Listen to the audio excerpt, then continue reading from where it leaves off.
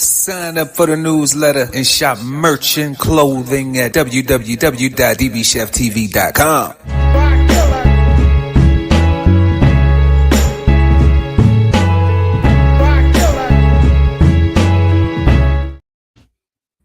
It's Friday night, y'all. Welcome back to another episode of Brunch with the Fellas, reviewing the latest trending topic, news, and entertainment. I'm Chef Earl Pearl at DBCHEFTV, always with me, Primo Grande, the one, the only Cold Seasons. Because how you feeling?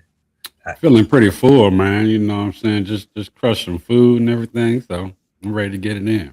Ready to get it all the way in. Yes, sir. And it's Friday. You know, the weather is gonna be a nice weather week. So we're gonna enjoy this weekend with good weather and everything. So you know how that go. Oh, it ain't rainy up there? It ain't rainy in your parts? Not today. Well, it's gonna be rainy tomorrow, but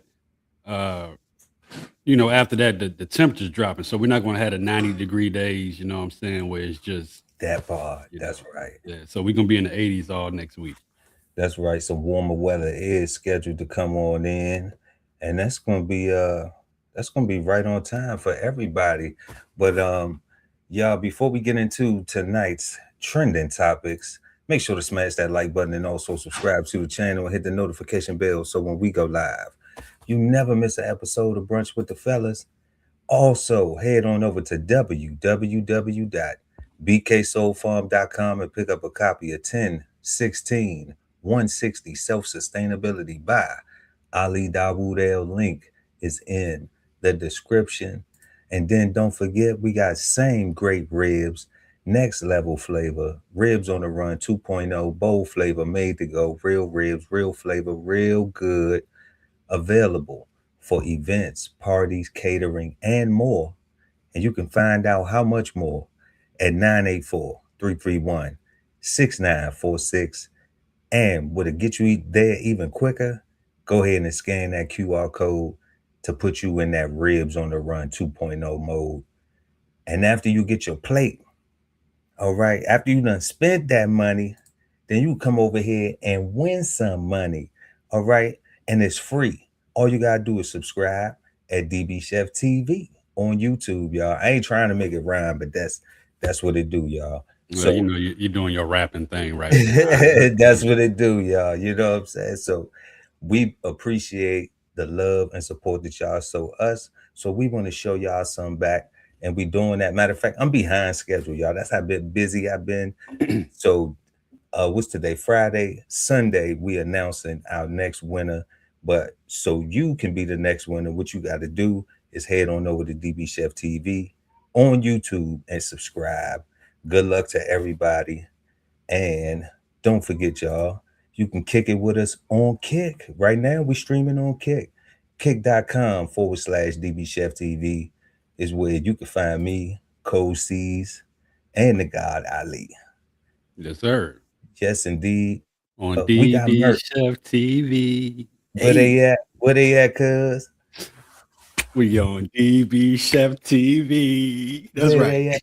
Yeah, that's right. That's right. And don't forget, y'all, also, we got merch too. Links are in the description. And like we always say, if money's tight, it's all right. We're going to still love them if they do what, cuz? Smash that like. Smash that like, y'all. Give us a thumbs up. We appreciate that. So now we're going to get back to the trending topics. Oh, man. Tonight we got highlights from the Tupac murder trial. Y'all know it's been 30 years since the late, great hip-hop lyricist, movie star. I mean, Pac went from the mud, the gutter, the sewer city sludge to Hollywood, you know. So we're gonna check out his murder trial. Then we got family members of the u.s.s. Lincoln speaking out. Yes, sir. This is something new. This is completely new. And being a veteran, I got something to say about this. But then we gonna head to number 3. We got the remember cuz the viral Waffle House rap song star. got that waffy. And next to the phone pole. the Next to, the Waffle House, the young brother from the Waffle House that did the song for the Waffle House. he's standing in front of the Waffle House type song. It's a whole video. Oh, okay, yeah, I seen something this week. I was like, what the hell going on? Remixed it with Trinidad. Oh, okay. So I mean, yeah. But he got fired, y'all. We gonna check out the story. He got fired from the Waffle House, right? Damn, doing free promotion. We gonna go check that out. Hmm. They got my man messed up. But then we gonna head down to the D, to the other D, to the DF Dub.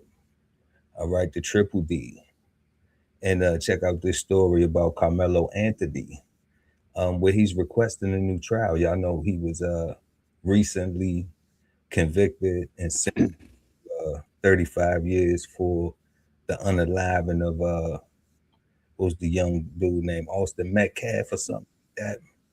Mhm. Uh, Now he's saying he want a new trial. It's a lot of emotions, a lot of mixed feelings about this trial. We're gonna jump into it. We're gonna see what's going on, and then we're gonna head to our section of too many mimosas, y'all. This right here is gonna be the section of too many mimosas.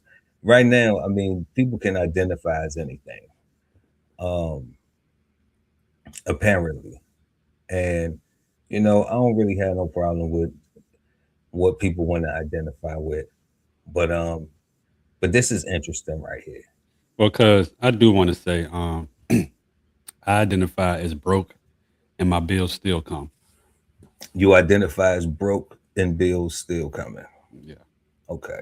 yeah.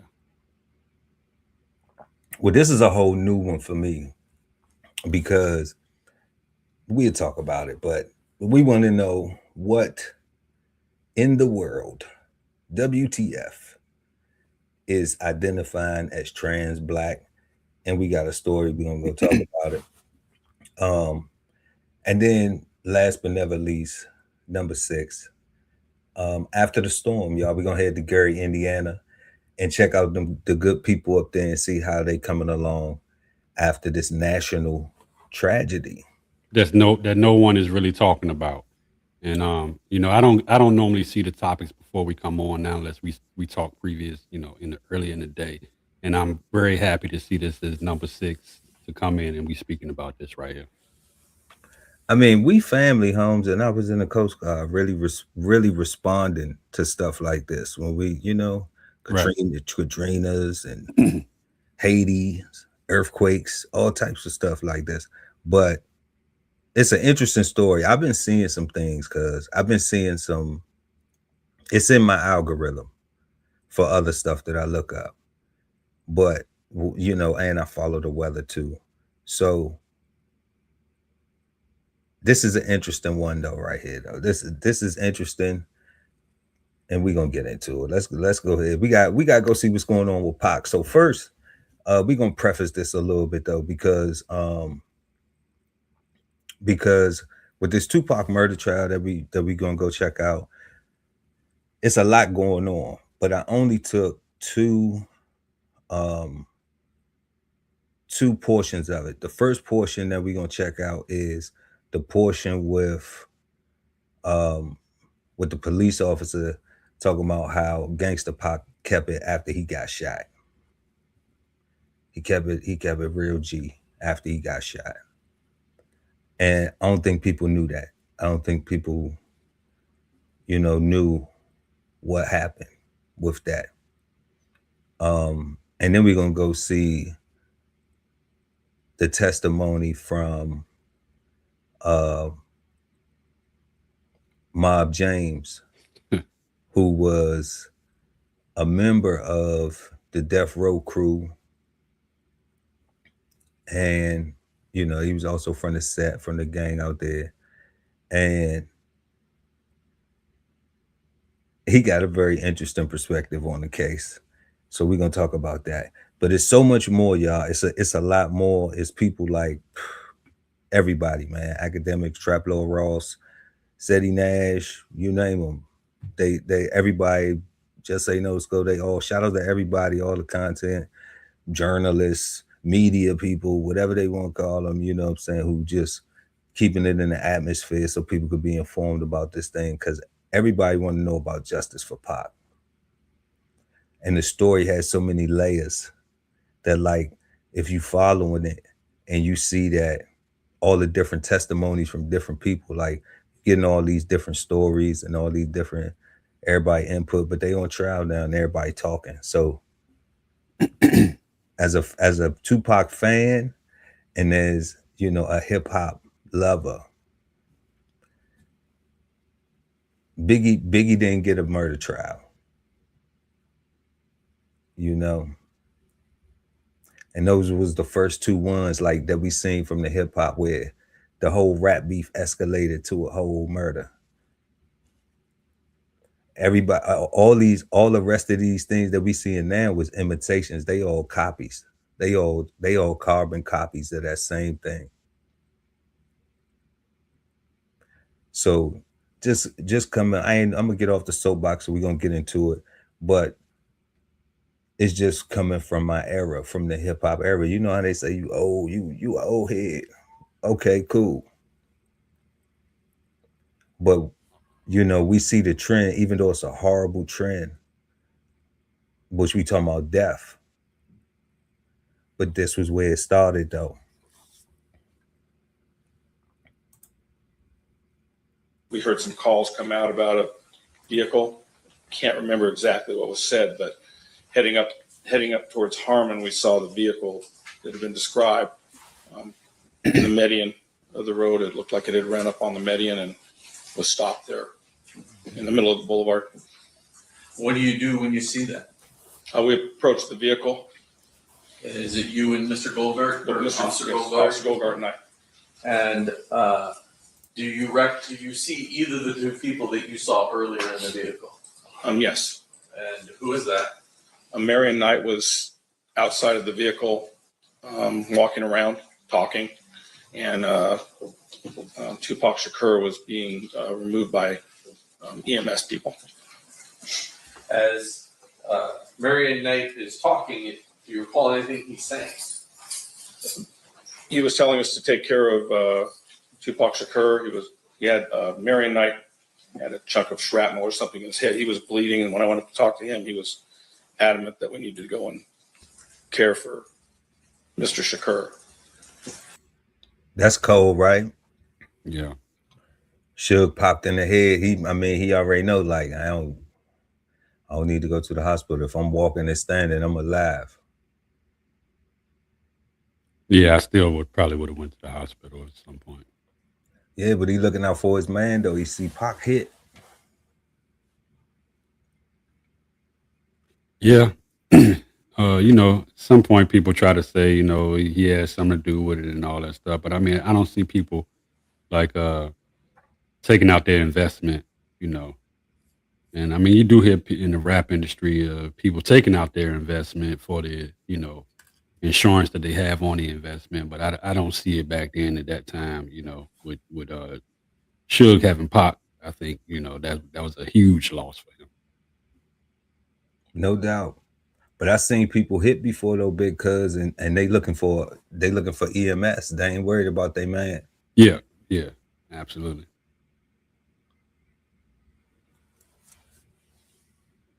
Did you then go to Mr. Shakur? Yes, I did. And then what do you do? What's your responsibility as it relates to Mr. Shakur as the EMT's working on? I was trying to talk to him to find out what had happened. Excuse me. Gather information to see who had fired at them. Did you wind up riding anywhere with Mr. Shakur?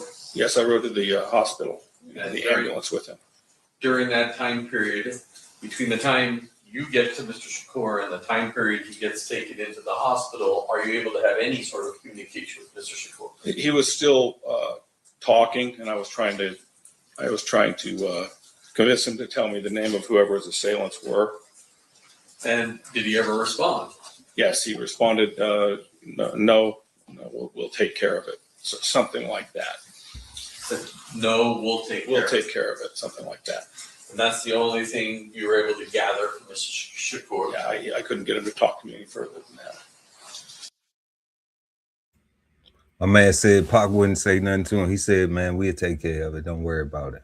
And you know, Pac lived by the code, man. So I mean, that's pretty much all that is. It's clear cut. That's what it is. He just, you know, we gonna take care of it. Everybody know what that is. It's, you know, you ain't got to even read in between the lines. It's very clear. Yeah, man. I like the fact though that how Suge stood tall in that situation, and you know, I understand what it was as far as for Pac to say, like, you know, I don't really have nothing to say to you. I'm just, you know, but maybe thanks for talking to me so I can stay awake. All right. Thanks for the ride to the hospital. You know? Yeah. That's pretty much what he had for them. You know, that's about it. But yeah, let's go see what Mob James talking about though, because Mob James is about like Woody. I think he's the best. There you go. Yeah, man. He about like Woody. There you go, because that's what I was thinking. I was like, did he take the page out of the Woody book? That was repeated a couple of times. Can you tell me what the difference between a gang member and a gangbanger is? A gang member hangs out. A gangbanger handles his business, put in work, do what the gang do. And what was your? That was new to me, family. I ain't know that. Yeah, I mean, he said a gang member, because I ain't never been part of no gangs. Yeah, me neither. So I thought a gang member and a gang banger. I thought, you know, to be a member, you had to be a banger. So, but I guess they got different levels of this shit, and you know, he explained it. Because I thought if you a member, you a member. You know, that's what I thought it was. If you one of the members. Nah, he broke it down. So, but I'm like, when they come on a RICO, do they say, "Oh, well, you a gang member, but you a gang banger"? Do they do that though? Is that part of the game? Nah, I think it's just a swooping net. They come through and they swoop everybody up like fish in the sea. And if you get caught up in the net, you caught up in it. Yeah, because I'm trying to figure out like how you a member and all your people doing all this type of activity and you ain't doing something. But can get caught up. You know, so it's like a unaliving, and a person runs into a store and unalive someone, and it wasn't planned by the driver. They was just, you know, the driver. And you know, once the person get in the car and drive away with him, the driver get caught up the same as the pew pew person. You know what I'm saying? So, yeah, that's how it goes. So I'm pretty sure that's how it goes with the gangs and the RICOs, you know, and then you got to get a lawyer and every man for himself after that. But is it supposed to be every man for themselves after that? When the gang get caught up, there is nobody in the gang that's gonna come and say, "Hey, we got everybody's lawyer." If you do, you're a tough gang, got a lot going on. But I have yet to see that happen when these charges come out like that, where it's 20 different people that they round up. You know, after that, everybody get their own people, and one person just be like, "I got." And see, that's one of the key things that they talk about with this Lil Durk case, is that I think, what's the guy name? I be paying attention for that, Trenches News, that it's a lot of people who like in Chicago, who got the money and they don't look out for their hitters. They ain't looking out for their members. Right. You know? Right. So that's what he was saying, like, you know, like you got to do that. If not, they telling on you. Yeah, yeah. Once the heat get on you, maybe not Mob James, because he got a little bit more to say. Yeah, you know, but yeah, because I feel you. Role with Death Row. I was the guy that if something happened, she would have you take care of that. Like Snoop Dogg trial, there was issues up there. I was sent up there to make sure those problems didn't happen again. And are those problems, and I'm not asking you to get into specifics, but are those problems meaning issues with other people who might be gangbanging or might be trying to threaten folks? That type of thing? Correct. Yes. And you are somebody that Suge relied on to be able to protect his roster of music artists and other things like that. Correct. And after you were asked to help out with Snoop, did Snoop have any other problems? No, we didn't have one issue at court. Now, I'm going to ask you, fast forward a little bit, to were you familiar with the Southside Compton Crips? Yes. Would you say they were somebody you were in alliance with or a rivalry with? Right. Okay. Just one final question. You're here today, and I think the state had asked this question under a subpoena. You're ordered to be here today, right? Yes. In terms of that subpoena, for instance, is that's the only reason why you're here is because of that subpoena? I don't have no other reason to be here. Yeah. In order for you to get that subpoena, you were served that subpoena back in California Yes. by a police officer? I don't know. He wasn't in uniform. Okay. And that order required you to go to a court in I California? had to go to court in Victorville. And then that court in California said you have to show up here. And in that court, I cussed them out and told them, you can't make me do nothing. Right. And in that court, they told me that I would be in attempted court. Me raising my grandkids, I'm not going to put my grandkids in the car and move somewhere so y'all can't find me. So Look, Mob J said he was thinking about dipping on the case. Yeah.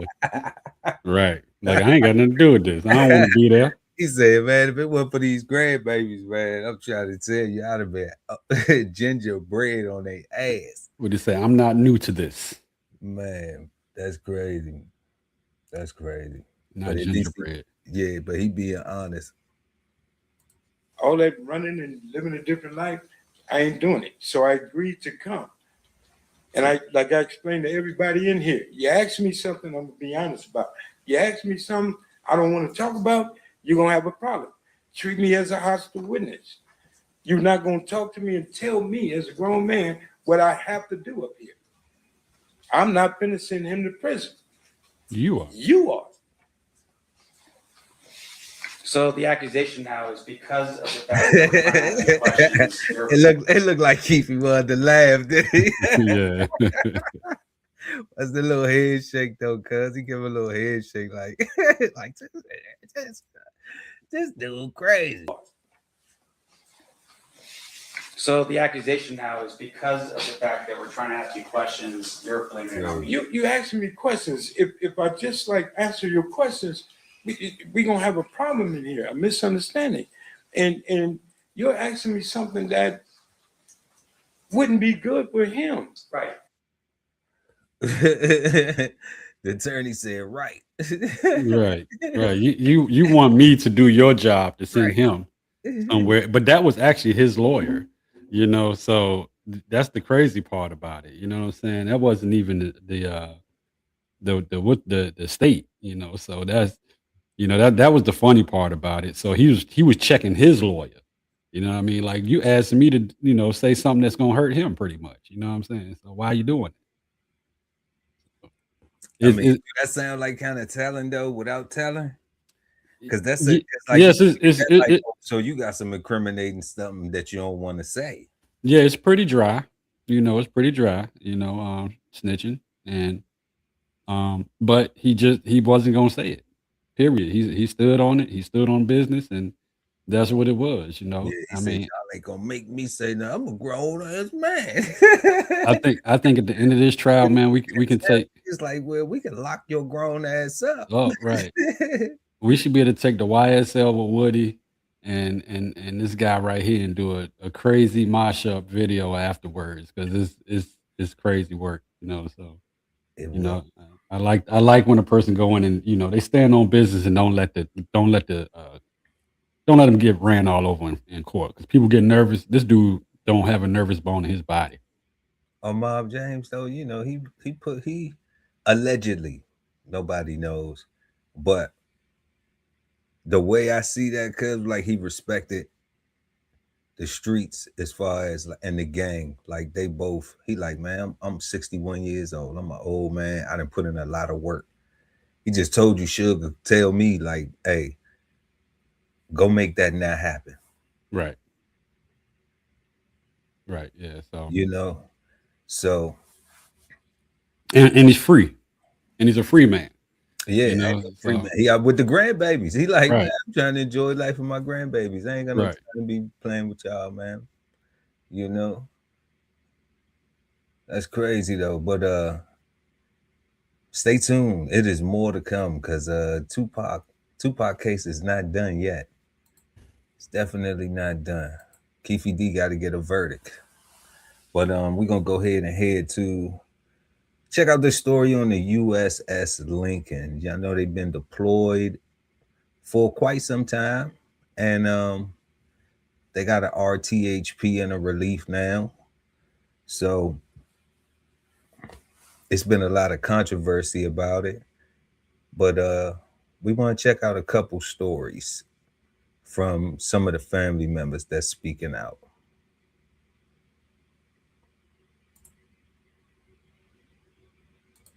Normally when you go to war, you do rotation, then you know you're coming home. These days, Erica Vandermeer rarely puts her phone down. It's the only lifeline she and her son-in-law have to their family member, a sailor aboard the u.s.s. Abraham Lincoln. I keep hearing, well, they signed up for this. They didn't sign up to be on a ship in the middle of the ocean with no port calls, no feet on the ground. That wasn't in the brochure when they...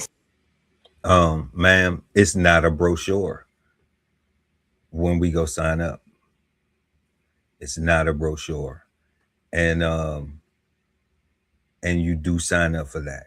That's what the military is. Not a job. It's not a I can call in sick today. It's not a when I'm off work, I can't be recalled 24 hours, 7 days a week, 365.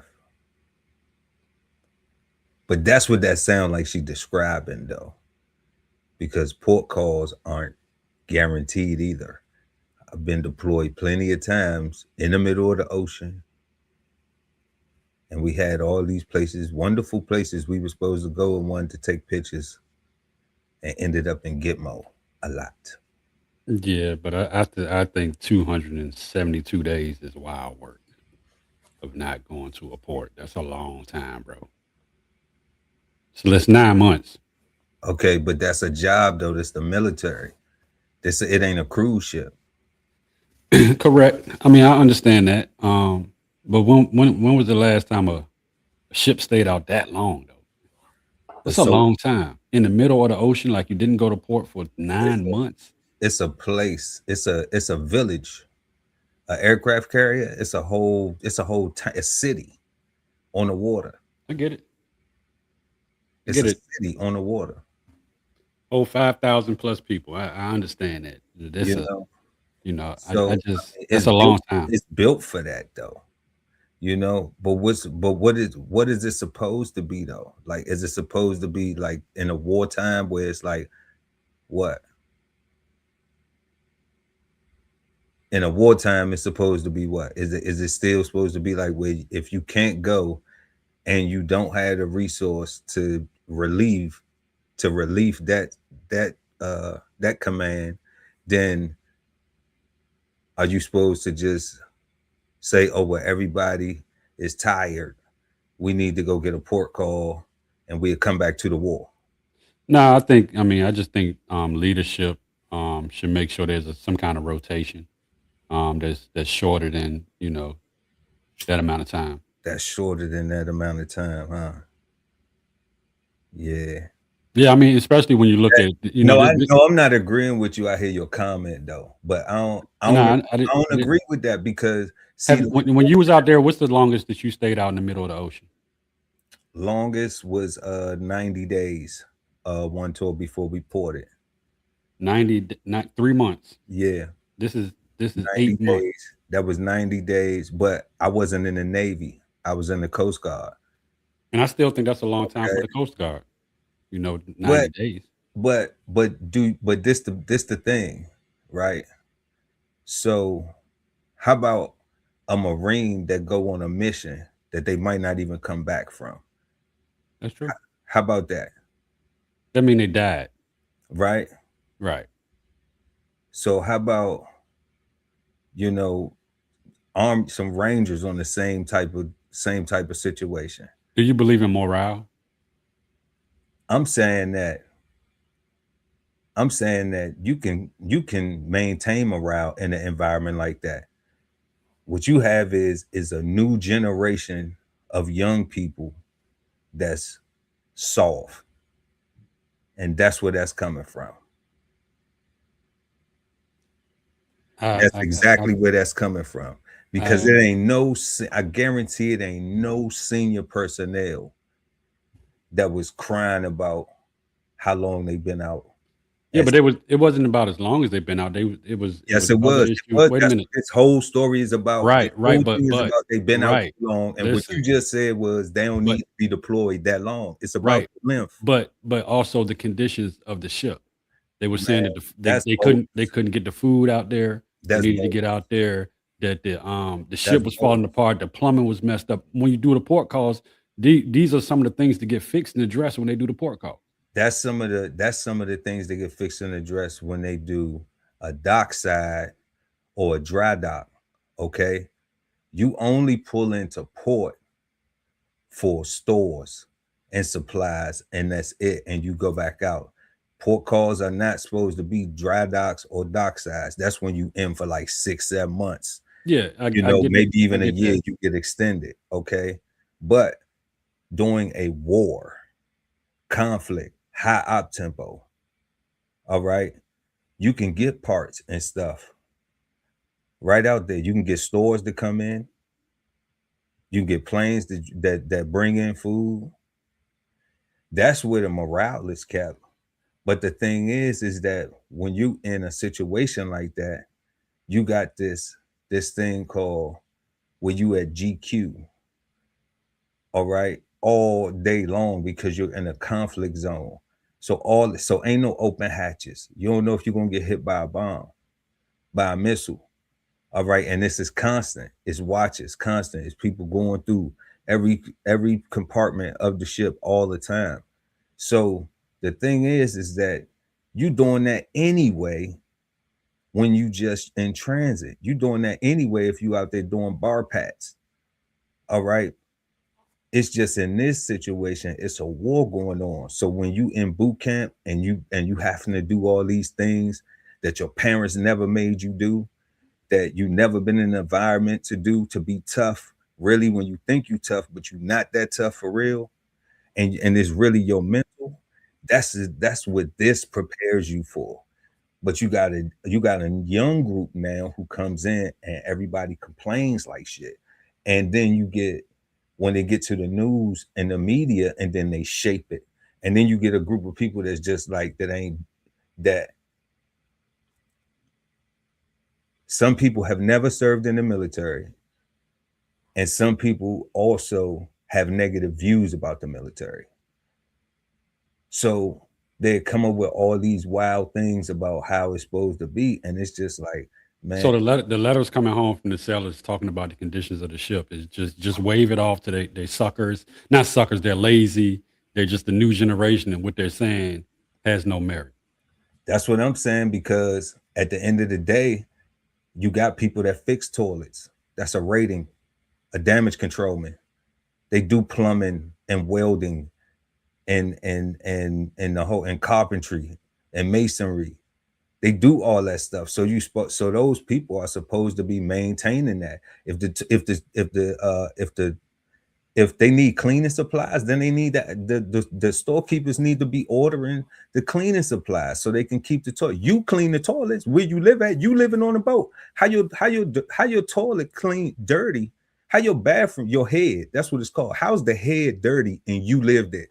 Yeah, they said the plumbing was jacked up. So I mean, they can't really get down in the pipes without disassembling some stuff and probably being in port for a while to do that. And when I did overhaul on aircraft carriers, that was actually one of my first jobs in dry dock. in the dry CHP tank. In Yes, dry yes, in dry dock. But Right. 200. But How many months you had to work there? How many in the months? dry dock, it was months. You know, I mean, Months, I think right? I think the Kennedy was dry dock for almost Okay, 2 then. years. So Almost 2 years. what I'm saying is, family, is that there are people on board who can fix certain stuff. If they need a dry dock and they need a dockside, then that's what the story needs to come out. The So story needs to come out. your thing is 272 days. The sailors just need to just suck it up and deal with it Until they got relief. in the ocean. Now, this is not just a 272 day deployment. This is 272 days in the middle of the ocean without never docking. Man, if we had POWs, if we had POWs in camps for 2 years, 3 years, and we had a Marine that just came home and he was over there in Russia and he looked, yeah, they in the middle of the war and they ain't getting hit. They ain't no threats. They complain about living conditions. That's it. In the military, it's not a cruise liner, and you in the military. Okay. You know, it could be worse. Yeah, I mean, it could be worse. Yeah, I mean, anything could be worse. No. Let me say this. So we can't just put that anything could be better. No, it could be other military war conditions that could be worse that they could be in. Yeah. It could be other military war conditions that it could be worse that they could be in.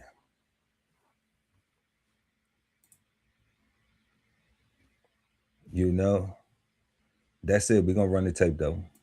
Signed up.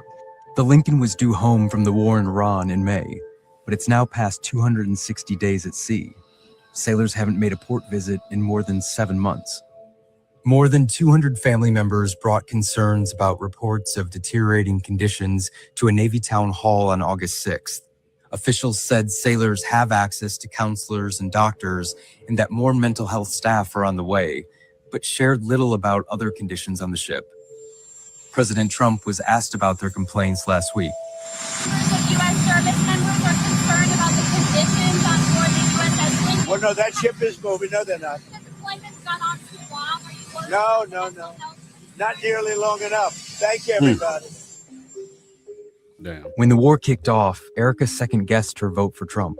I support him, but I don't support that remark because he doesn't have loved ones out there. When this is all over, he should take a tour and then let him reflect on that comment. Bye, guys. Love you. Most families of the crew haven't spoken publicly, afraid it could mean trouble for their loved ones aboard the ship. Erica and John agreed on the condition that we not use their sailor's name. She's been struggling. I think the only thing that helps her is when she gets videos from me of the boys. That brings her spirits up. It's been 9 months since John last saw his wife. To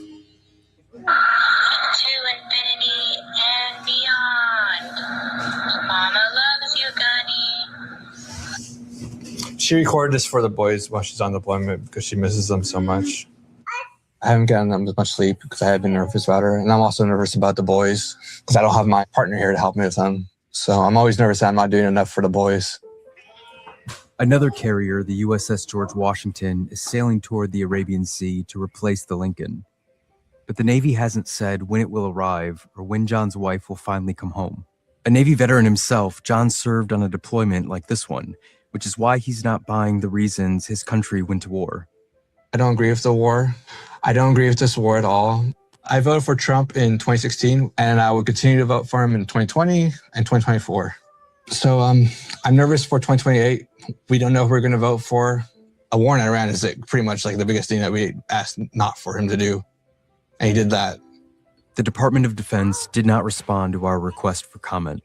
With no clear exit strategy for the U.S. in its latest war in the Middle East, John is grappling with more than just the concern for his wife. Since this war has started, it has shown us one thing, that America is sadly not the strongest country in the world, as we still thought it would be. It's very disheartening because my father, he fought in the war in Iraq. And now it seems like just like Iran's off for nothing too as well. Yeah, this is the longest time out in the Navy that is happened. Before that, they got in 2000, the u.s.s. Dwight Eisenhower stayed out for 106 days in the sea without docking for COVID, 206 days. And before that, it was 2021. The u.s.s. Theodore Roosevelt stayed out for 160 days during the whole Enduring Freedom for 9/11. Okay. So, you can make history, all right? Or you can cry about it. And just like dude at the end, he was he sound like he's raising children that's going to be crying about the conditions. Like it's just going to get worse.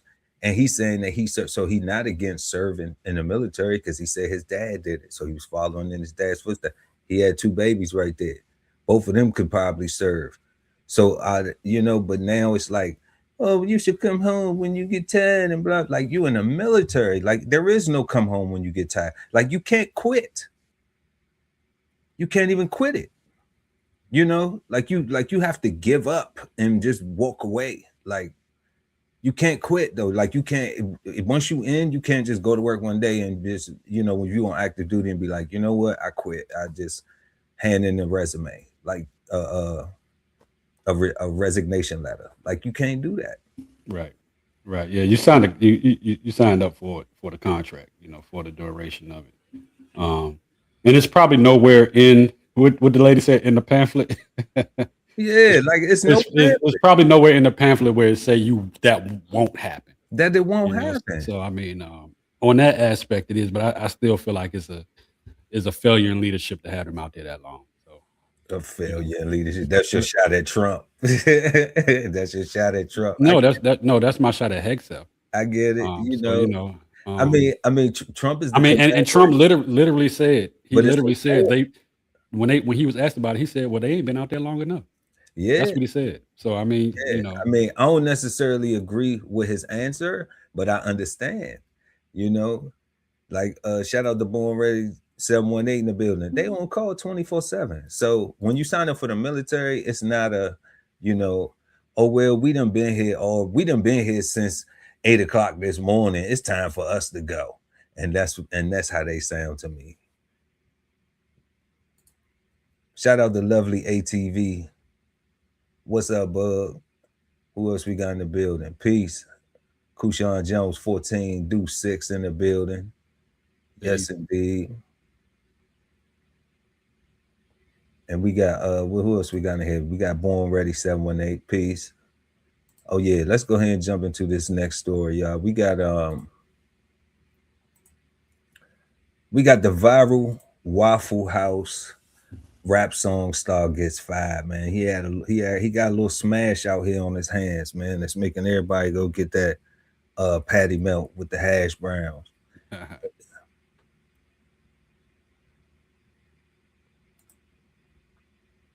A Gwinnett County man getting a massive wave of support tonight online after going viral for rapping about his now former employer, Waffle House. Atlanta News' first Bridget Spencer's live in Sandy Springs. Bridget, he says he was fired for promoting the company.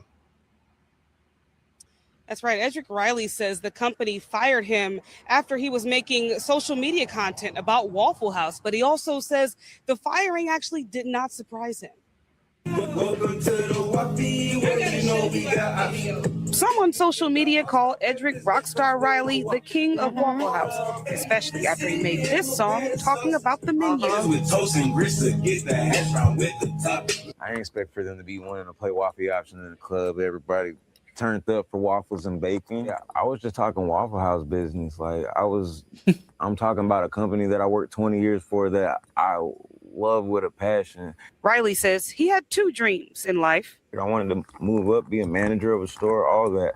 I've held every position that a regular average employee can hold. The other was pursuing music at the same time. My songs were just supposed to be rotating in the jukebox. I have a whole eight-song Waffle House tape, all completely clean, no cussing. But when he was fired Friday, he says it didn't catch him by surprise per se. He was just disappointed. I'm not out here taking purses, or I'm not out here selling drugs. I'm just out here promoting a company that I worked for 20 years in the most positive light. In a statement, Waffle House says they support creativity outside of work, but they have certain policies.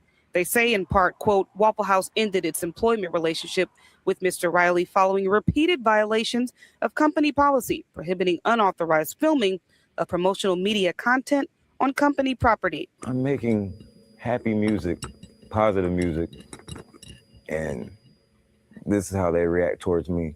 But literally, it's, you have a policy. So if you're going to enforce it, it's supposed to be enforced on everyone. Riley says multiple producers and artists have reached out. He since started a GoFundMe to help with living expenses and studio time to pursue music.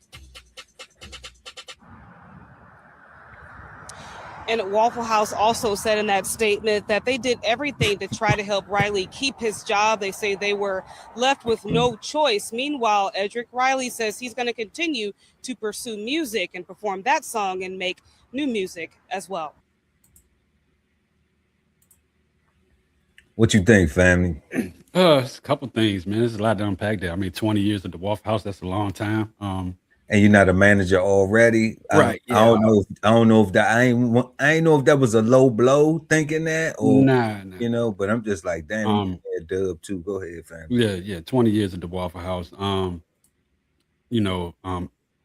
the videos. If they got a policy that you can't do that in there, I get it. But probably part of the problem is when you're making the videos, are you on the clock, sir? You know, are you making these videos on the clock? You know, are you getting paid to make these videos on the clock? And that could be a problem. It'd be slow in there sometimes, though. It'd be very slow in there. You know what I'm saying? But yeah, at the end of the day, the Waffle House, I think what he's doing in lines with the culture of the Waffle House. You know what I mean? Enlightenment. I don't know, man. That's a staple. So for one, when in the black country in America, so when you leave the club in a lot of cities, after hour spots, clubs, or whatever, the only thing that's open is the Waffle House. You know what I'm saying? The Waffle House didn't even close for COVID. You know what I mean? They adjusted and made walk-up windows and stuff like that. You know what I mean? And if you want to see some really good fight videos, they coming out of the Waffle House. You know what I mean? Yeah. So I mean, it really aligns with after hour club stuff. After church stuff. Like he said, all his music is clean. I think Waffle House probably could have. They fire him then. Why he get fired? I'm trying to see where you go. What do you think? They saying he got fired because he's doing it, doing filming and posting it on social media, which is part of their policy not to have him filming in the Waffle House. You know what I'm saying? Now I used to drive for U.S. Foods and used to deliver to Waffle House. It's really nothing to see. Like in the back, there is no back. There's a refrigerator back there, a walk-in fridge. Stuff like that. Actually is one of the cleanest places that I delivered to. Waffle House, shout the out. Waffle House, yeah. Okay. Yeah, so it's not a whole lot going on in the back. You got the front line, which they pretty much keep clean in most Waffle Houses, and they just don't want him up there videotaping the inside the establishment. So I mean, they don't want them front twerking on the hash browns. Yeah, I mean, everybody know what the Waffle House look like. Everybody, what you see right there, that is the what you call it. The manager's office is literally a closet in every Waffle House. You know what I'm saying? A real closet. So it's not like he's showing something that everyone hasn't seen. You know what I mean? So I mean, it's crazy. But I think if he's doing it on the clock, that's gonna be an issue with management. You know what I mean? And then they said they try to do everything like, hey man, you gotta chill out with this. And he like, nah, I'm getting views. I'm gonna do it again. What y'all gonna do? Fire me? I've been here for 20 years. And at some point they said, yeah, we fired you. So you saying he thought he was part of a union that he wasn't part of? Yeah, you know what I'm saying? But the crazy part about it, he's been there for 20 years. He said he got an 8-song album with nothing but Waffle House music. Waffle House has became his whole identity. You get what I'm saying? I'm saying That's he figured it out till it, you know, but he just gotta come with something else now. Now maybe he gotta do Denny's. Maybe he gotta do show. I mean, I'm pretty sure he can go work for Bob Evans or somebody like that. You know, a auto body shop or a rim shop or something like that, and make music. They will welcome it. You know, put that song out. They have him under contract. We need 3 songs this year, buddy. You know what I'm saying? So yeah, he can you go. know, He can go do Cracker Barrel. Hell. yeah, I think he got a new one out. I seen a video yesterday. Yep, he could do Cracker Barrel for real. He could do that one. He could do what's another little breakfast? Nah, he can't do Cracker Barrel. Cracker Barrel ain't having that shit. He'll be in a barrel messing around with them. Man. You know, That's wild work. That's wild work. I always thought Cracker Barrel was racist. I tell all my light skinned friends whenever we chilling and we going to go get breakfast, don't take me to Cracker Barrel because it's white racist. I don't eat at Cracker Barrel. And they'd be like, "What do you mean?" I'd be like, "Look at the sign." Yeah. And did you see the outrage when they changed the sign? When they changed the sign, the white people, the racist people went crazy. Not the white people, but the racist people went crazy. So I was like, nah, I won't support that. You know, I'm not gonna let you take me to the Negro kitchen. You feel me? They ain't got no N-word kitchen out here, do they? Born Ready said, you will be surprised Cracker Barrel will probably offer him a job first. So they might do that. You know, they might do that. But yeah, man, that's unfortunate that they fired him. I think that he should have been trying to be that manager that he was talking about being a long time ago, maybe, 7 years in the game. Well, I think what he should have did was really pivoted over to talking to corporate and getting a job in marketing for Cracker Barrel. You know, going to the marketing department. For Waffle House? Yeah, excuse me. Yeah, for Waffle House. How? It's upper management. You gotta make a phone call. I mean, what's the pitch though? Some email. You got the co-seasons, got the welcome to the Waffle. You just had a remix. What you telling them? Because I don't think he got that game. I would want to sit down with he got that and show them these views and show them that, hey, we can put these on commercial. We can use this song for a commercial. I would have tried to push it all the way up because they were playing it at the clubs. They played the song in the clubs. You see what I'm saying? You ain't been to no club where you heard "Welcome to the Waffle." I ain't been to the club in 20 years. The dude said they playing the song in the club. He said, I never thought they would be playing it in the club, but they play it in the club. You know what I'm saying? That might be local. I don't know. And I'm pretty sure. Might be around that way he at, though. I'm sure but going to Miami and they welcome to the Waffle at least. What you say? That's the last song they play at the end of the night. It's time to go home. Y'all take it to the Waffle House. But that's the way I would have marketed. I would have showed him the views. If he got close to 1 million views on it or something like that, I would have showed him the views and be like, hey, look, we can do something with this. You know what I'm saying? I mean, I still go back to work after it die down, but right now, let me push this. But like you say, he probably don't know what to do when it comes. They put it on the jukebox though. They put it on the jukebox for him, so it's playing there in rotation. I'm sure he get a royalty from that. You know what I think they did? I think they realized how much money he gonna get from the royalty from it paying him on the jukebox now. And they was just like, all right, you're probably gonna be a millionaire once you realize. He probably don't know. He probably don't even know. But once he gets an attorney, and if they got it on the jukebox and it's playing constantly in all of the Waffle Houses, then probably what's gonna happen is he gonna get a check. And once he get that check, he not gonna realize how much money he gonna get when he finally get that first royalty check. Right. That might be what happened. That's possible. And they like you gonna quit anyway, because it ain't no way in the world he get a $400,000 check in his hand, he gonna be back. Nah, definitely not. Definitely. But honestly, flipping, he can run that jukebox. He can run it up too, because if you download the Waffle House jukebox app, you can play songs in any Waffle House in the United States from your phone without being nowhere near that Waffle House. So that's crazy work. So if you got a song in the Waffle House jukebox, you can make your song come on in any Waffle House without even going to that Waffle House. What type of AI is that? What you talking about, It's the Waffle House jukebox app. So on the app, so you just can play it. Yeah, you download the app, you pick which store you wanted to play in, and it'll play with it in any store that got the jukebox app in it. But you said hold up. I'm confused though for a second. You said you pick which store. So what do you? So I do. Okay, you could do it all Waffle Houses across the world. Yeah, so say that has the jukebox, the new jukebox that they have. So say DB Chef has a song, right? And you get it into the Waffle House app music list or whatever. You see what I'm saying? You can go from where you're sitting right now, and you can play your song right now where you're sitting in a Waffle House in Tupelo, Mississippi, and never step foot in that store.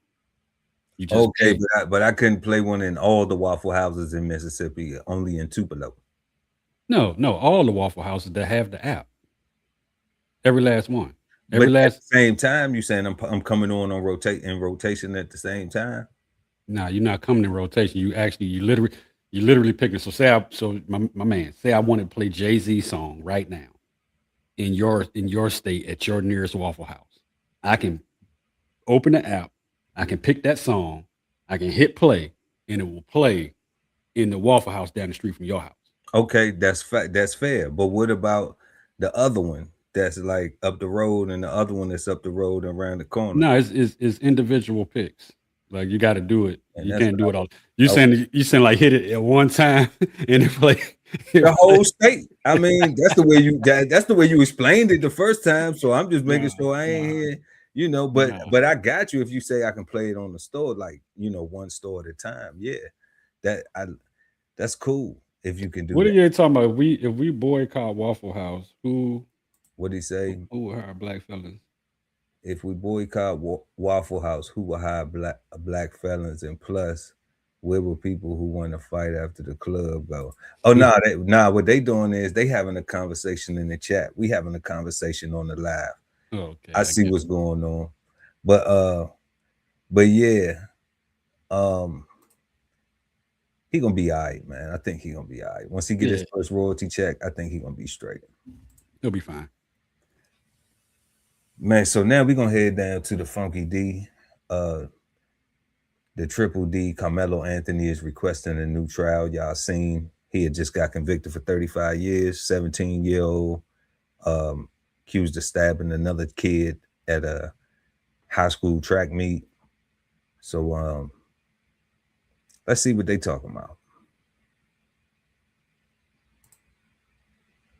Anthony is seeking a new trial for the 2025 stabbing death of Austin Metcalf.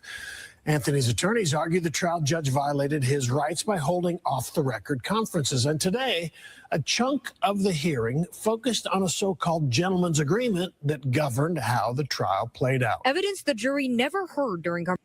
I gotta stop this real quick though, cause check this out. I have a problem with it. No, you cool.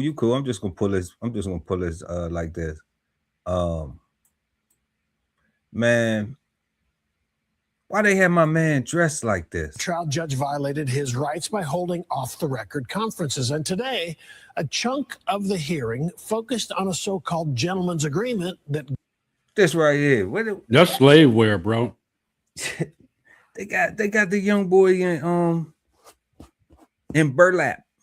Yeah, man. Yeah. They got him dressed like a straight slave. This is crazy to me. Sometimes when I see this stuff, I'm just like, is he paid? Is this even real? Because it's 2026 and look at the imagery.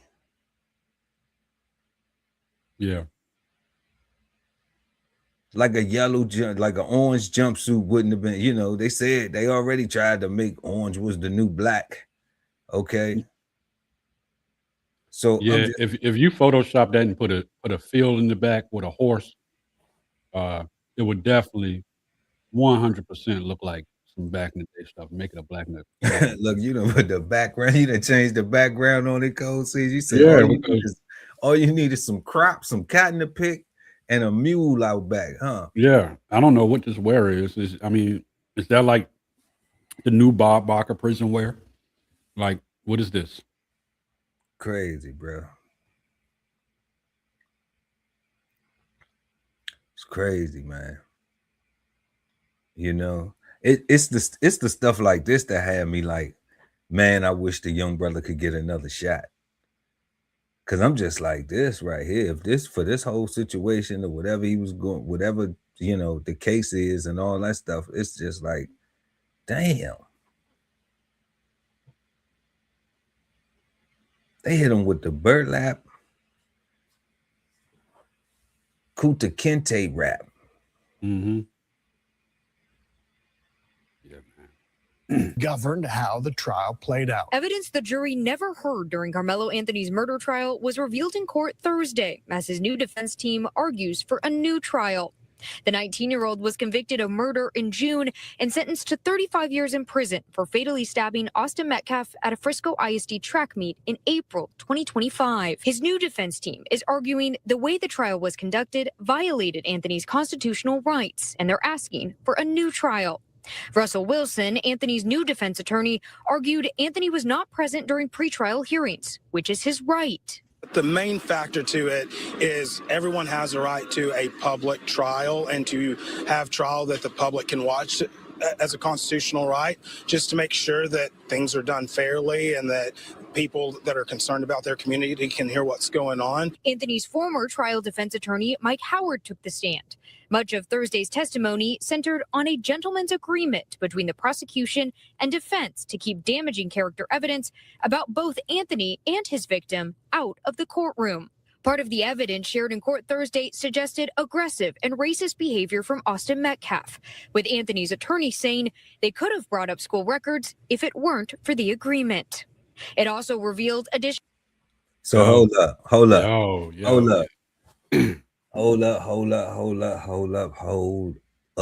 Wait a minute. So they had evidence and they made an agreement not to use any of the evidence because it showed that he was racist before that day, or him fighting and having a history of being overly aggressive, of provoking shit, and racist, of bullying, and racist.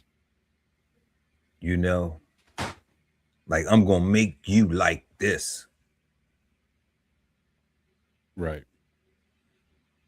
Yeah, that's a crazy agreement to have. And was that the agreement with his defense team and the prosecution, or was that just an agreement with the prosecution and the state? That was prosecution and defense. Why would defense make that kind of agreement? Because when they had discovery, they found out all these things and they wanted to use them. But I'm sure they had something on Karmelo too, and we're gonna get to that. We're gonna get to that because we only looking at that side right there. Now they said they ain't want to admit his stuff because it was some stuff that would be racist, show history of violence.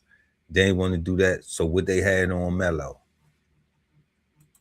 Damaging information about Anthony, including a reported obsession with knives and a girlfriend who previously reported stalking behavior. Again, this. Come on, man. I'm saying, family, if you got a history with knives and you poke somebody up, that's serious. The stalking, that just adds some fuel to the fire. Right, but I mean, a lot of people that have guns and have to defend themselves or whatever the case may be, they may have a history with guns. They may have 15 guns at the house and they only use one to defend themselves. You know what I'm saying? And then the stalking thing, a history of stalking for a teenage boy in school, your girlfriend break up with you and you just want to know why and you're trying to get back with her, that could be considered stalking, I guess. I'm still not picking up what they putting down. I'm just not. Man, I can dig it, but like the first thing you said, you can only shoot one gun at a time. You know, maybe if you got two and you two-hand John Wayne out here, you know, wide up somebody, you know, but at the end of the day, having a history of it though. But what does that look like? And What does a history of liking knives look like? Well, they had some text messages and some stuff where he sent some text messages, or he made some post on social media or something that was about, I can't wait to stab somebody and lick the blood off the knife. Oh no. That's what he said on social media. It was one of his texts. So, you know, I'm not saying that he did that. I'm saying he could have watched that in a movie and thought that that was something gangster to say. Like, I'm not putting that on him in a negative light. I'm just saying, though, if you do something like that, though, you know, then, and now you in court, and now you on trial for a murder from a stabbing. That's, and it's a jury trial. You're not taking no plea. When they hear something like that, it's gonna be the perception. They're gonna be like, "Well, damn, you was already thinking like this." So I'm understanding why the defense didn't want that admitted. You know, and then the stalking just adds to kind of like with the other kid, the young white kid, if he got a history of starting fights, you know, then if he got a history of starting fights, then he a bully.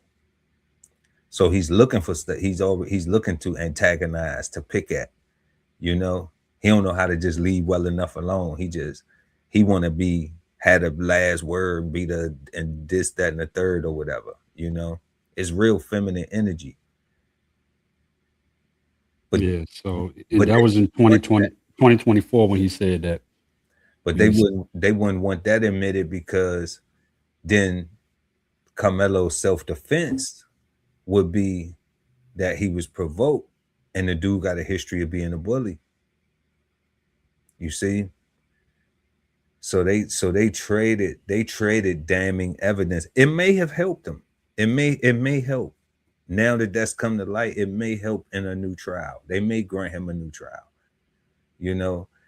And then I think in the new trial, what I think is going to happen is he going to get that time that we were saying when we was going over the verdict, that he probably going to get about 15. Yeah, so they'll run it down a little bit. Yeah, I think they're gonna knock a dub off. Well, it's to be seen, and I'm pretty sure we'll cover it. We've been talking about this for quite some time now, and yeah, you know, I think they're gonna knock a dub off for him, because I mean, what else could you do? What's done is done. The young kid already lost his life. You know, racist or bully, young kid lost his life. Family lost a son. You know, somebody lost their brother, their sister, whoever. You know, cousin, niece, nephew. So like, he still have to, you know, take responsibility for his actions. Karmelo does. But I thought that 35 years was, you know, with the minimal amount of the way it seemed vague. It didn't seem like everything was being put out there. You know, the way we was getting pieces of the story, it didn't seem like everything was being discussed. But now we see why. Now we see why everything wasn't being discussed. Because they was hiding stuff, because they both had things, but it didn't work out in Karmelo's favor at all. You know. But yeah, like it was before, y'all. It's still peace and love to both sides, the Metcalf family and the Anthony family, man. But we still don't want to see Melo be gone away for 35. Now that now that we know both people can be wrong, you know, and people need to pay attention to that, because sometimes, you know, that being wrong could cost you your life. So you got to be careful. But moving to our fifth topic tonight, y'all, we got what in the world is identifying as trans Black? Y'all know we in a culture now. I mean, shoot, I'm like half a century out here, and it's a lot of new cultural norms and a lot of new societal norms that have just been happening over the last, you know, 20 years. And I guess with this whole gender war that's going on, or identity war that's going on, you know, I just ask everybody be good human beings. Are you a good human being? That's it. You know, if we could get it to that, you know, then it might be, you know, we might have some civil peace out here, you know. But as long as we got all this other, you know, craziness going on and stuff like that, and I ain't talking about a person gender, you know what I'm saying? Live your life how you want to live your life. All right. If you're not a good human being, then you still just gonna be doing that and, you know, dealing with other stuff that ain't going your way. But this a wild story though, because I never heard of a trans Black anything, except for maybe a Black Trans Am when you put it together. But yeah, let's get into this.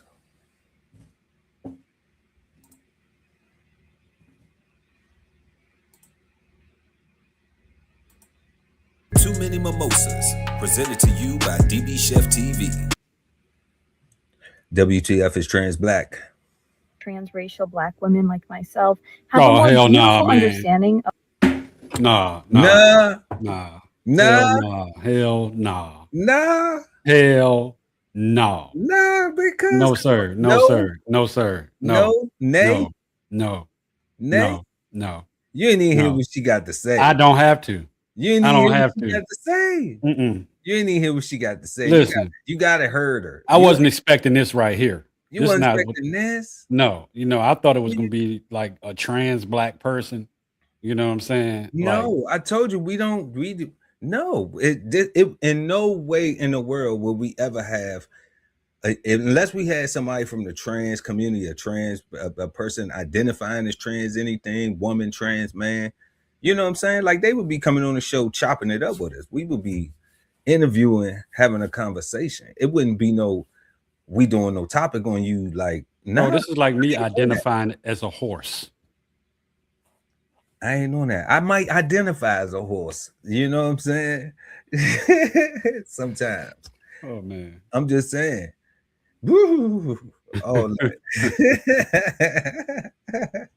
but cuz you gotta understand, cuz this right here is a part of the culture. When it becomes trend, you know, I'm thinking, and you know what? I ain't even gonna get into it. I'm gonna let this Black woman say what she got to say. All right, go ahead, Queen. Let's see what you got to say. Oh, Mama, you know I love you, baby. a beautiful understanding of Blackness than cisracial Black women. And that's what I want to talk about today. Especially she says she got a bro. She trolling. She trolling, man. Says she got a beautiful understanding of being a Black woman more than Black women. She's trolling, bro. That's what she said. She being disrespectful. She disrespectful. Yeah, she disrespectful, man. She's trolling. She's trolling, bro. This can't be real. This cannot be real. Wait, oh man, the best is yet to come.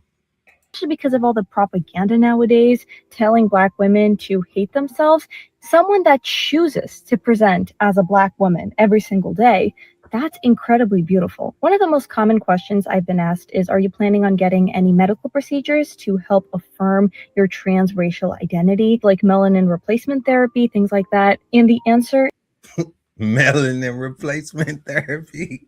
She trolling, bro. She trolling. Man. She trolling.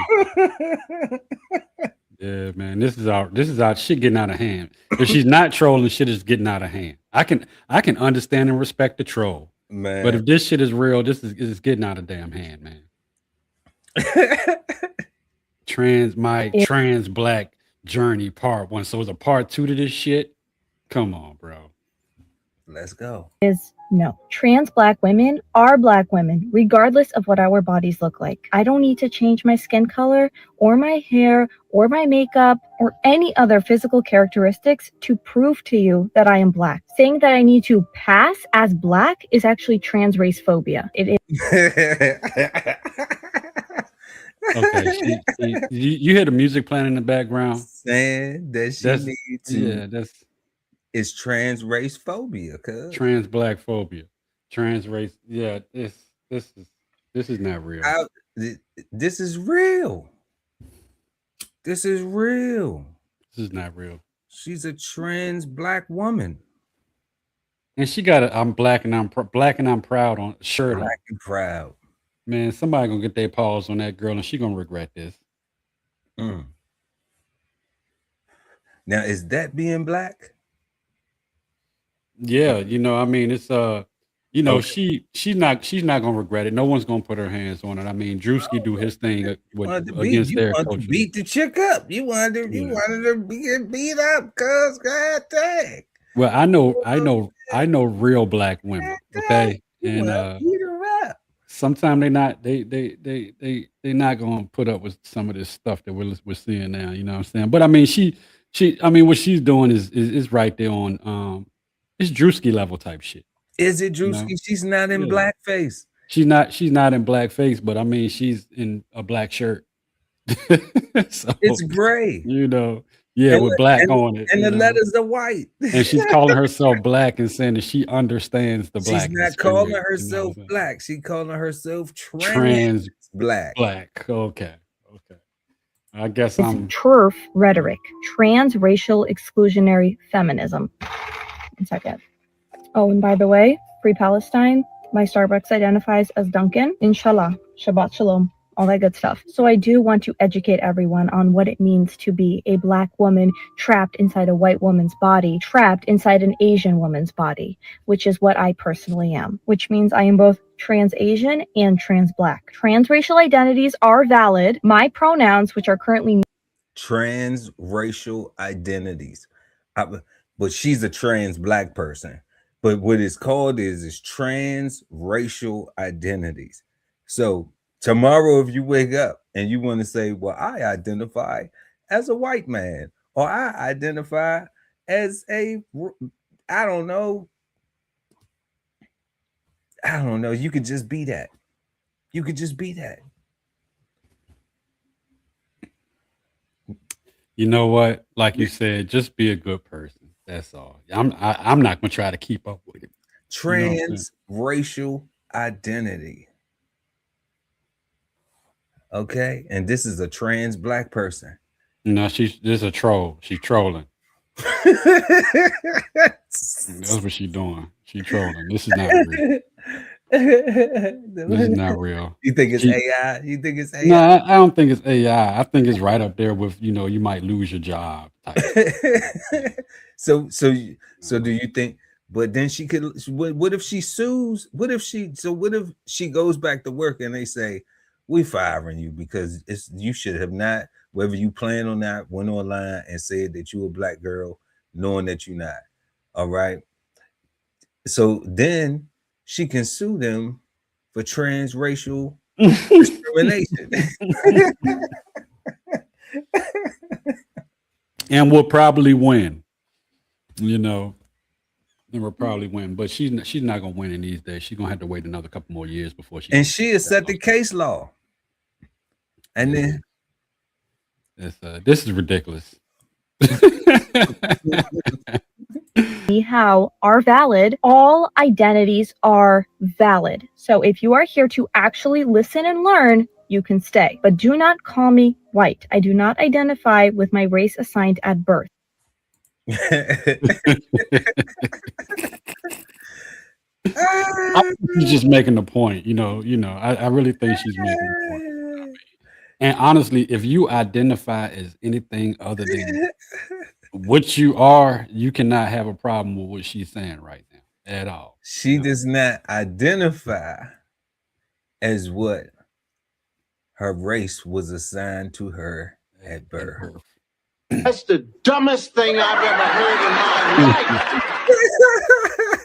Yeah, definitely. That was right. You need to give her another one, man. That was just.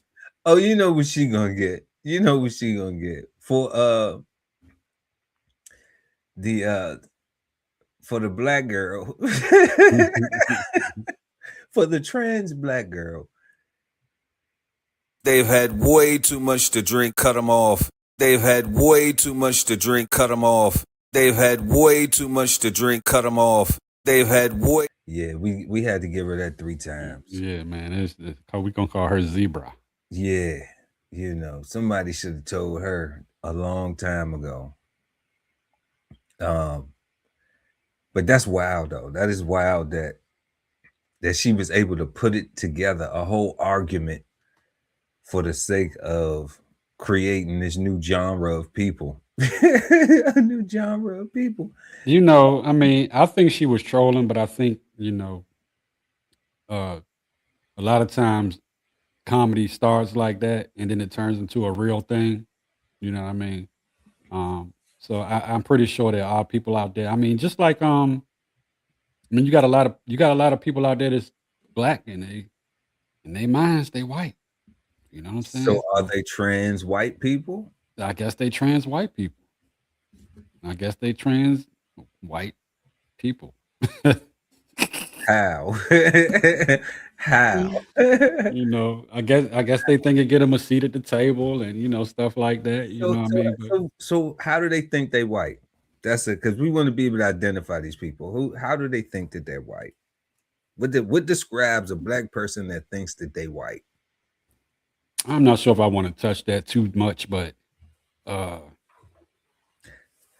because we just saw a white person that thinks that she identifies as a black woman. They're disconnected from their blackness. You know what I'm saying? Of being black. Mm. Like what? Like what's an example of being disconnected from your blackness though? And lean really hard. Like they don't eat watermelon and fried chicken, or what? No. Because I mean, I don't eat watermelon. I love watermelon. Yeah, I used to, but see, my grandma Annie coming up, she had watermelons in the backyard. I ate so much of it when I was younger. I hate watermelon now. But like I'm a trans white person. Yeah, you know what I'm saying. Stuff like that. But I mean, it's just wild work. What is it though? It got to be something crazy. Because we got to be able to identify it. She said she gonna pop her ish. She gonna do all that. She gonna pick the most ghetto, kilolo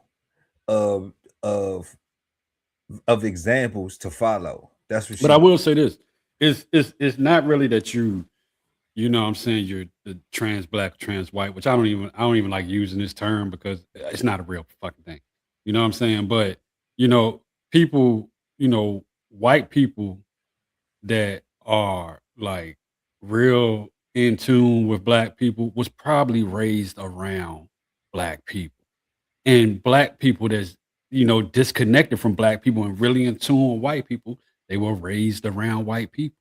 You see what I'm saying? And they didn't have a balance. You know what I'm saying? So they didn't have a balance of what?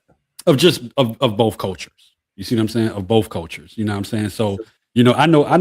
So in this grow up, it was a lot of people calling you N-words and B's and saying and encouraging you to embrace that culture. But in this culture over here, where you was around a couple of other people who was like, they're not saying that word unless they're gonna be deemed racist, then that experiences is now. So now they more white than they is black.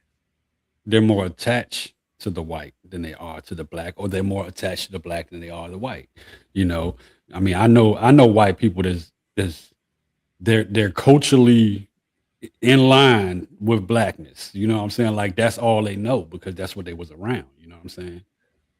And I know white black people that's very in tuned and in line with the white culture and understand things that I wouldn't understand, or things like that. So I mean, it's just what you That's what crazy you because at. I think all of it is American culture. You know, Yeah, and it should be. I don't think black people have no culture in America because everything we got was off the plantation. So if it's a plantation, it's the cultural mindset. No, I think black people are the culture. You know what Mm. I'm saying? I think we are the culture. You know what I'm saying? Like everything. Now we good at fucking up some shit. You know what I'm saying? But I think we are the culture, and a lot of other cultures gravitate to our things, except for the poverty side of things. You know You're what I'm talking about saying? the culture of entertainment, but not the culture of innovation, right? Oh, innovation. Yeah, we pretty heavy on innovation too. You know what I'm saying? Like, I Today, mean, nowadays, we got probably, yeah, we yeah, got yeah. more astronauts than people wanting to be rappers and streamers. Young people. We may not, but we actually the reason why the astronauts can go up is because of the woman that designed the GPS for the astronauts to be able to go up and return precisely. You see what I'm saying? I mean, I know you're saying like now, what is it right Yeah, now? I now, don't know yeah, what it is because now. because No, I'm not. because I know when we was promoting marriage and we was promoting family, like that's the generation that those people came out of. All them people that was those inventors and stuff like that made the stoplight, that made the this, that made the that, the all this. Like they was promoting family. They was promoting, respecting each other. They was promoting that. But like I'm talking about, do we got a tomorrow in that? Because that was already done. I believe So like, so. Yeah, I believe so. I think that we not following the tickers right now of the people that's actually doing it, but I believe all that stuff is still happening no, I'm in looking in for the, 'em. in the works. You know what I'm I'm saying? looking for them, and it ain't a lot of us. It ain't even enough of us getting a spotlight on them to where it's enough to be inspiring the majority of us who ain't, you know. And I looked this up and I say that, family, because I'm developing a show called Soul Food History, and the most difficult part of that is finding the new people now. I could do 50 shows right now on all of those people who you was talking about, like the black woman who invented the GPS, which is correct, facto. Okay. I can get all of them, the everybody from authors to everything, but all of them was back then. Who's the people that's now that's Yeah, in so that would be the thing to thing? find them. Yeah, it's difficult. It's difficult because it's short. Like I got about 5 people. We got the young brother who made who turned plastic into fuel. Oh yeah, yeah, You got plastine, plastine. I don't know, but I know the young brother did that. Yeah, with the dreads. And then you got a black EV car Plastine. maker Mm-hmm. Yeah. in Atlanta. Mm-hmm. You know what I'm saying? I know we got some black pilots, women who are pilots, first time in the military ever in years. You know what I'm saying? In the history of organizations, admirals, things like that. Yeah. I got my finger on some things. I'm watching our people. But we need So more. then, they out there. That's You know what I mean? 4. That's 4. That's not 400. So many, like we could go back in the day and talk about. You know what I'm saying? Right, Like, but these are extraordinary people. You know what I'm saying? So they're not going to be, and they was under worse conditions than we at now. allegedly.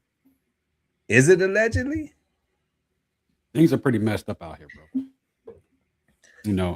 But I mean, I want to see You ain't that. gotta go to the back of the bus. You ain't gotta go to the. You ain't never had to go to the back of the bus. You ain't never had to go to the back door. You ain't never got threatened to be hung. You ain't never had to, you know what I'm saying? Neither have I, cuz I ain't saying that like you ain't did this or you ain't. I'm younger than you. All right. They brought me home and said, you know what I'm saying, this your little cousin. So we ain't never go through that, family. You know, and I'm saying those people from that generation, those people who you talking about, they went through that. They were some of the first black people in science, the first black people in government, the first Right, black people. right. But they had to fight harder to get where they are. And That's that's just what I'm saying. So that's just like, but that's just like now. fight That's is just less harder than what it was, then why aren't there more people to find when I'm and you looking? still have to fight harder. And I mean, you also have to look at the population of people. You know what I'm saying? We're only 12% of the population. You know what I'm saying? So I mean, and then out of that 12% of the population, you may have a 0.5% of the people that you're talking about, if that. You see what I'm saying? So I mean, it's not they're not gonna be out here in droves. The people that do that are extraordinary people and We was special back then, people. so we less extraordinary people now. I get it. I understand what's going on. That's not what I was And saying. I know how That it is not what I was saying. and I know how it happened. You know what I'm saying? Just a little baby mama drama. Yeah, that's what it come from. A whole lot of that action. Because them folks had families then. You know, and it was about being something. It wasn't I don't want to work. I'm out here too long. It was about let me be creative. Let me do something. I want to participate because we can't, because we didn't have the right to. So they was motivated. Things done got a little easier when you can sit up and just have kids and get a check. When you could be a man in certain states and get welfare. You know, things done got a whole lot easier. Like real talk, family, and the ambition ain't there. So we know there's a whole bunch of other stuff that happened with slavery and Jim Crow and the families being broken up and all that stuff. But during those years, them Jim Crow years was when, and prior to that was when all them people that we talking about was doing their thing, being extraordinary, making history. These people that we can come and call black innovators and creators, you know. And like I said, I could do 400-500 stories on them. Right, but you're looking at over a period. You're looking at a period of where the new people at. I want to see where the new folks at, and it's difficult because I'm searching for them. I'm doing the research. I'm trying to get, and I can grab certain things, but I don't see it where it's like I could do content on them, on the old folks, for like I could just do a video every single day, you know, 365. Right, because you have 200 years of content to grab from, you know, of people to grab from. You know what I'm saying? You're talking about the here and the now. You know what I mean? So you're going to find those people. And once you start doing that show, people are gonna start sending you, hey, check this out. No, they're Look at not. this. People don't send me nothing now to any of the other shows. And this is the thing. We in a generation now where people believe it when they see it. So I get where you was trying to go with that. But what I'm explaining is like the youth now believe it when they see it. All that old stuff, they're gonna tell you that's old. That's why they don't think about slavery the same way, but like somebody my age, or racism the same way somebody my age would, or your age would. They don't see that because they ain't come up in that. So if they don't see it, they're not gonna believe it. And I'm saying right now, when we talk about mentorship and we talk about being able to realize it, it's so important. Like when I joined the military, and it was people in high ranking positions, but none of them looked like me. Psychologically, when you go into a place like that kills your drive or your desire to think that you can go higher, even that you even safe. Because if you have something that's racial that happens, you fear that even if you go to somebody, they're not going to understand you, because how you know that they ain't thinking the same way in the back of their head? They just at a position where their money matters more, so they're not going to say it directly, but their actions may reflect in it.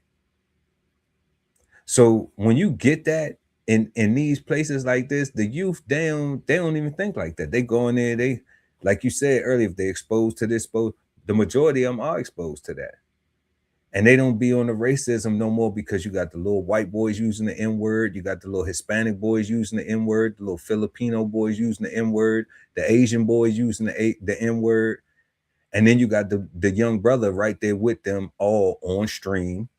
The Kai Cenats, the Neon, all of them. They all using it. So it's no distinction. They not tripping off racism like that. They don't care about it. So they need to see people that look like them, the other little young black kids. They need to see people that look like them so they can visualize it and be like, oh, I can do this, and there's somebody that I could do this with, that I could be that today, right now. Not somebody that I'm looking at a book that's like, oh, well, they did this and they dead, but they ain't even here. They want to be able to touch it. So I search for the people that's around, that if an adult watch this or a young person watching this and they be like, oh, they do that, and they see it on the expo or something, they be like, oh, I could take my son to that. They got young kids. I could take my daughter to that right there. Like we talking about the dude with the plastiline, the plastic guy that turned the few, he an example. If he do a thing, if he do an expo or something like that, then you can take your children, your baby, to go see that. And you would see somebody doing something like that look like you. That's more effective than just reading it in a book saying like, oh yeah, I aspire to do this, because they can't touch it. Yeah. Plastiline guy, he's definitely moving forward. So. They can't touch it, and they need that. I get that that's what they on. I get that that's the vibration these jets on.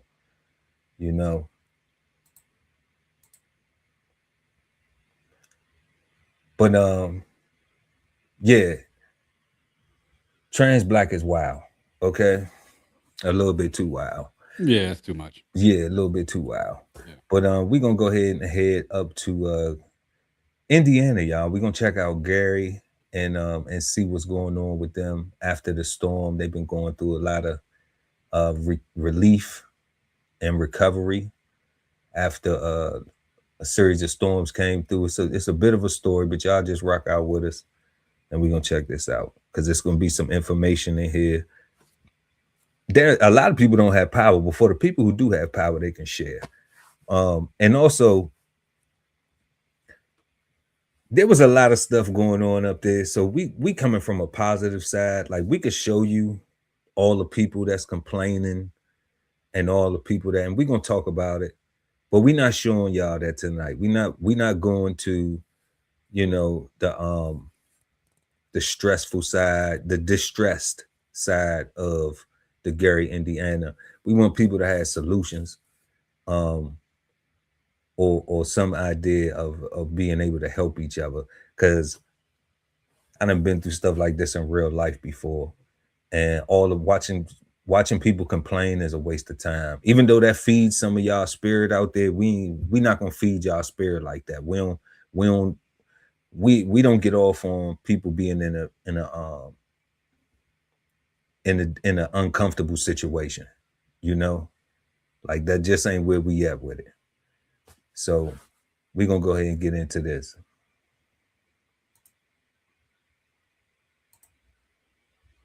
Here in Gary is truly hit or miss. There are a few blocks, we're talking a very small pocket that has power, but the vast majority of people are still in the dark after 10 days. As patience runs thin, people in this community appear to be growing stronger. You ready for the next table? At the corner of 5th Avenue and Jefferson, you can hear the chatter. Go right ahead. Folks are fed up because they're without power, but as they wait in line at the City Life Center, they're feeling encouraged and experiencing the love with every scoop of hot food served on their plate.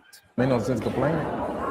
Just thank God we still here. Carl Brandon is among the hundreds relying on food and AC from the city of Gary. And as much of Northwest Indiana continues to wait on NIPSCO to restore power, those crews have been putting in work. But 10 days later, about 75,000 customers are still without. Carl is fortunate. His power was restored Wednesday night. It's been very difficult, but we pulled through it. But he's here like so many, getting a charge to their cell phones and a recharge of community. It's waking us up and letting us know to come together. That's it.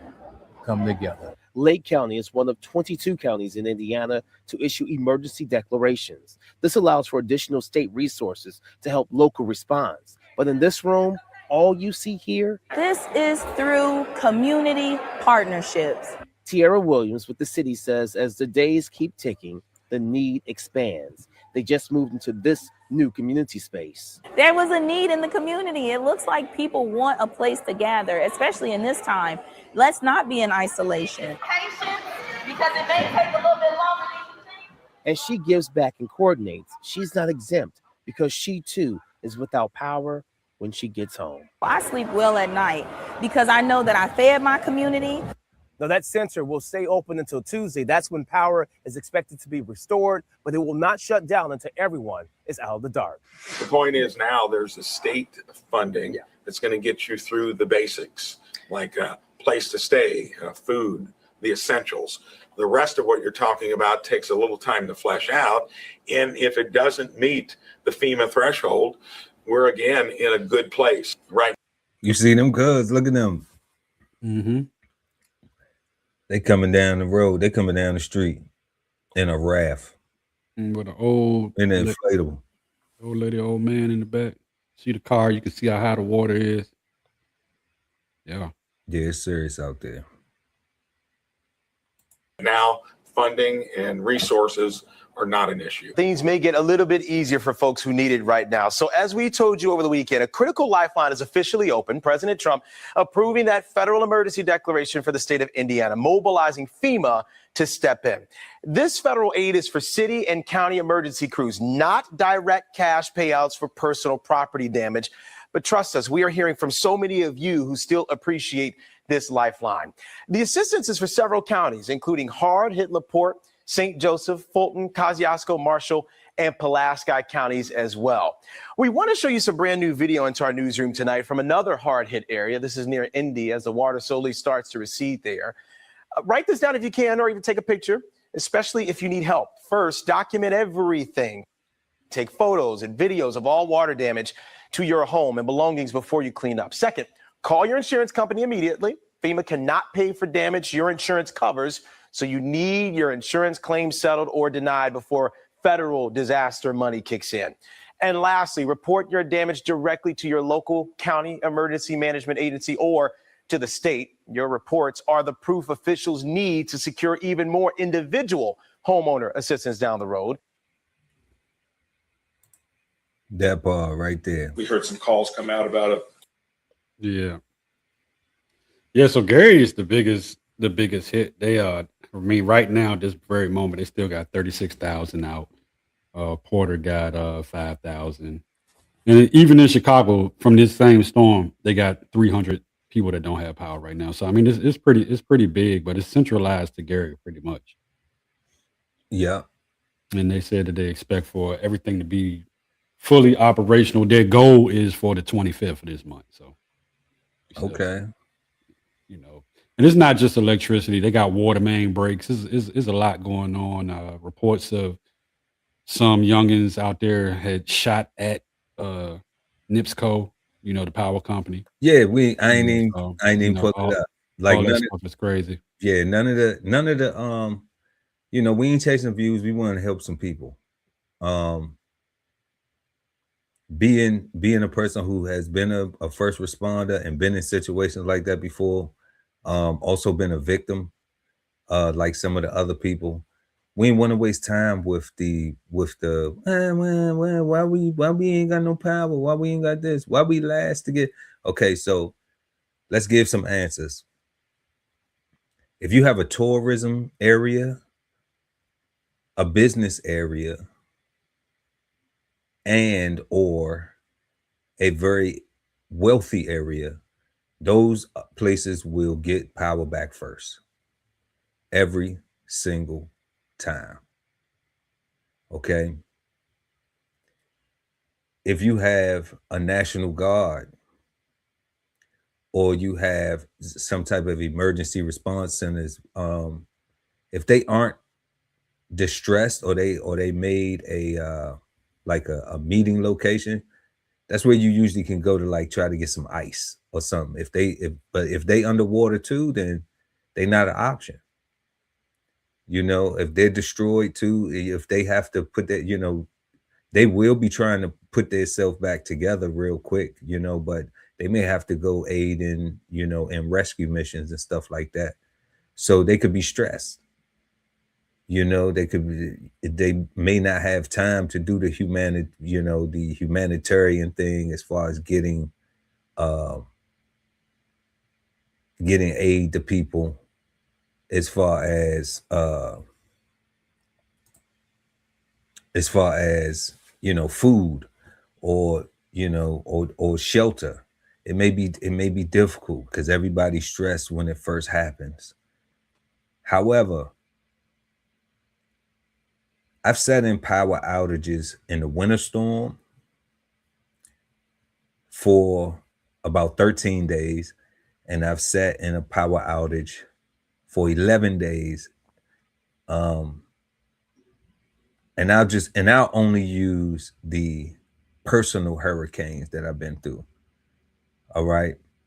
I won't use Katrina or the floods in Houston or the earthquakes in Haiti. I won't use none of that. I'll just use like, I can't remember the name of it, but we have power for 11 days in that one. All right. It is about community, but you do have to realize these things that, like, when some of this stuff happens, you have to be prepared for stuff to happen, though, you know.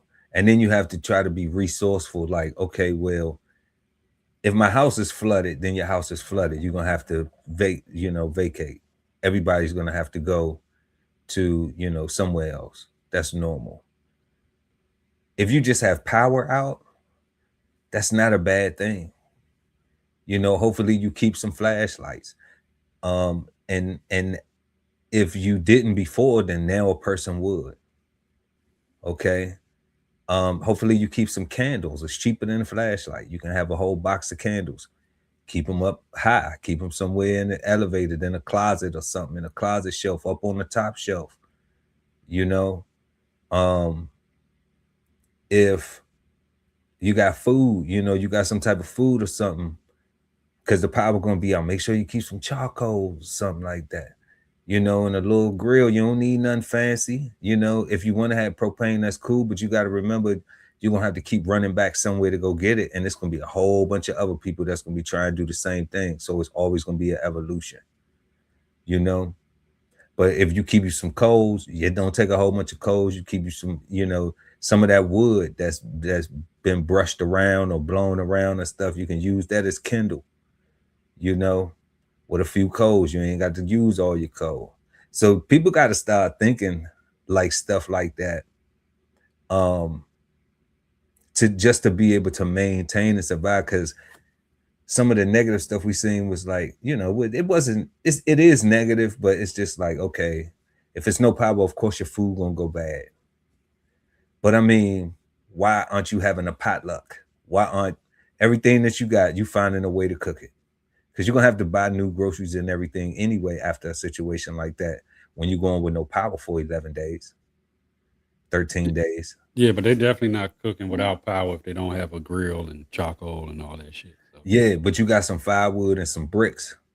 You know what I'm saying? You can still cook. Because everybody got a lighter. Everybody got some gas. Everybody got something they can start a fire with. You know? So if you got fire, then you can cook every time. So those are things that people need to think about, and not like, oh, it's so far-fetched. No, because yes, FEMA is going to be there. Yes, the National Guard and resources are going to be there. But what people don't realize, they're not going to be there right when it happened, because right when it happened is devastation. And now there needs to be an emergency response to save lives. And the lives have to be saved first before you ain't starving yet. Okay? You just don't have no power. Okay. Duke, Con Ed, FPL, who else? Georgia Power. If you think that they don't want to get their power back online so they can keep charging you for it, you tripping. They're going to want to get their power back online because they lose their money when it's down. The business is still has to go on. All right. So power going to come back. It may not come back when you feel like you needed to have back. Okay. Because you uneasy for a couple days or whatever, or uncomfortable for a couple days. But what bro say? Why complain? You still alive.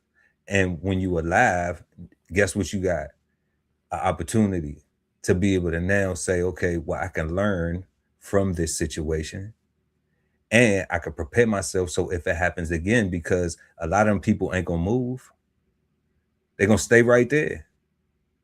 Once they complain about their power back on, not because they wanted to move, but just so they can enjoy the place where they've been at after the storm. So they're not moving. So it's possible that that this could happen again. So are they going to be in the same position again where the power go out and now what we didn't show is a bunch of complaining about this and that and then trying to make it a racial thing or some political thing or whatever, not understanding that like the aid and resources is coming. It always does. This is America. It's not like other countries where they have earthquakes and mudslides and all this other stuff and just the people die. They do not care at all. Ain't gonna be no aid for it, ain't no insurance to claim, ain't none of that. So I understand we are privileged and entitled here in America. And I say that because I'm a military vet and I've been around the world and seen how privileged we are. And I understand how entitled people can get. Okay. And I understand the reason for it. I understand the psychology behind the entitlement. But it's resources and people can go and access them resources. You know, we're going to drop some of the links in the description. If you know somebody who in Indiana, we not in India, you know, in the nap town, but, you know, we do pray for them folks and be happy you came out with your life. Power, you know, power will come back, you know, and you got sticks and stones. You can get some fire. And that's all you need. You know, if you can eat, get a cup of soup for a cup. Ain't nobody finna starve. And you saw them people coming around. I mean, you saw the community coming together where they had a whole center that could have been a church, a gym, a school, anything, a resource center. That's what it turned into. Hey, we got generated, we got power. Okay, now all the other people, resources in the area get on the phone. They like, hey, city council, vote. Hey, can we get over there? Can we do this? Can we do this? Because we got people that need to eat and do this, boom, boom, boom. Because they got some resources and people volunteering to do those things. But everybody got to be safe first. You know, and I done sat in the winter storm where I come in the house after work one day because we had generator at work. So I still went to work. I come in the house. The girl got the daggone oven on because we ain't had no heat because of the electric. You know, and she got the oven on because the gas was stove with no windows open. I'm like, girl, you finna kill us. You know, you need to crack a window. You know, I walk in the house, it's warm. I'm high off the gas. As soon as I crack the door open, I'm like, goodness gracious, I can't even see. If I slam the door, the house gonna blow up. You know? And she's like, I've been cold, it's all cold, blah, blah, blah. I'm like, man, boil a pot of water, crack the window. You know?